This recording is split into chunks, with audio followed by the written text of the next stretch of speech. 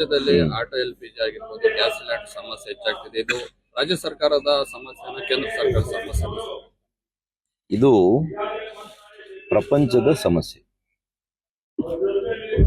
ಇದರಲ್ಲಿ ರಾಜಕಾರಣ ಯಾರಾದರೂ ಮಾಡ್ಲಿಕ್ಕೆ ಹೋದ್ರೆ ಅವ್ರಿಗೆ ಡೆಪಾಸಿಟ್ ಸಿಕ್ಕಲ್ಲ ಅಂತೇಳಿ. ವಿಶೇಷವಾಗಿ ನನಗೆ ಗೊತ್ತಿದೆ, ಈ ಕಾಂಗ್ರೆಸ್ನವರು ಅವರಿಗೆ ಅವ್ರ ಸರ್ಕಾರವನ್ನ ನಡೆಸಲಿಕ್ಕೆ ಯೋಗ್ಯತೆ ಇಲ್ಲ. ಇಂಥ ಭೀಕರವಾಗಿರ್ತಕ್ಕಂಥ ಯುದ್ಧ ನಡೀತಾ ಇದ್ರೂ ಕೂಡ ಮೋದಿಯವರ ರಾಜತಾಂತ್ರಿಕ ಯಶಸ್ಸಿನಿಂದ ಇವತ್ತು ನಾವು ಊಟ ಮಾಡ್ತಾ ಇದ್ದೀವಿ. 3 ಹೊತ್ತು ಪೆಟ್ರೋಲ್ ಸಿಗ್ತಾ ಇದೆ, ಡೀಸೆಲ್ ಸಿಗ್ತಾ ಇದೆ, ಗ್ಯಾಸ್ ಸಿಗ್ತಾ ಇದೆ. ಇವ್ರಿಗೇನಾದ್ರು ನಾಚಿಕೆ ಇದೆಯಾ?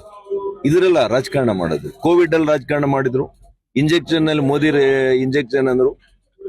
ಇವತ್ತು ಅಲ್ಲಿ ಪಾಪ ಸಾಯ್ತಾ ಇದ್ದಾರೆ ಜನ, ವಿಮಾನಗಳು ಹೋಗ್ತಾ ಇಲ್ಲ. ಪಕ್ಕದ ಪಾಕಿಸ್ತಾನದಲ್ಲಿ 50% ಜಾಸ್ತಿ ಮಾಡಿದ್ದಾರೆ ಬೆಲೆ. ಅಂದ್ರೆ ಎಷ್ಟಾಗಿದೆ?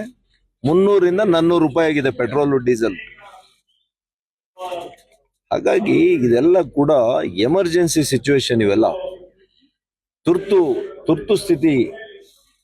ಯುದ್ಧ ನಡೆಯುವಾಗ ತುರ್ತು ಪರಿಸ್ಥಿತಿ, ಆರೋಗ್ಯ ಏರ್ಪೇರಾದಾಗ ಆರೋಗ್ಯ ತುರ್ತು ಪರಿಸ್ಥಿತಿ ಇತ್ತು. ಇಂಥ ಸಂದರ್ಭದಲ್ಲಿ ದೇಶ ಒಂದಾಗಿ ವಿಚಾರ ಮಾಡಬೇಕು. ದೇಶ ಒಂದಾಗಿ ನಾವು ರಾಜಕಾರಣ ಮಾಡದೆ ಯಾವ ರೀತಿ ನಮ್ಮ ಜನರನ್ನ ಉಳಿಸ್ಕೋಬೇಕು, ನಮ್ಮ ಜನರಿಗೆ ಯಾವ ರೀತಿ ನಾವು ಸಹಕಾರ ಕೊಡಬೇಕು ಅನ್ನೋದ್ರ ಅಷ್ಟೇ ಇರಬೇಕೆ ಬಿಟ್ರೆ ಇದರಲ್ಲಿ ರಾಜಕಾರಣ ಮಾಡಿದ್ರೆ ನಿಜವಾಗಿಯೂ ಕೂಡ ನಾನು ಹೇಳ್ದಂಗೆ ಡೆಪಾಸಿಟ್ ಬರಲ್ಲ.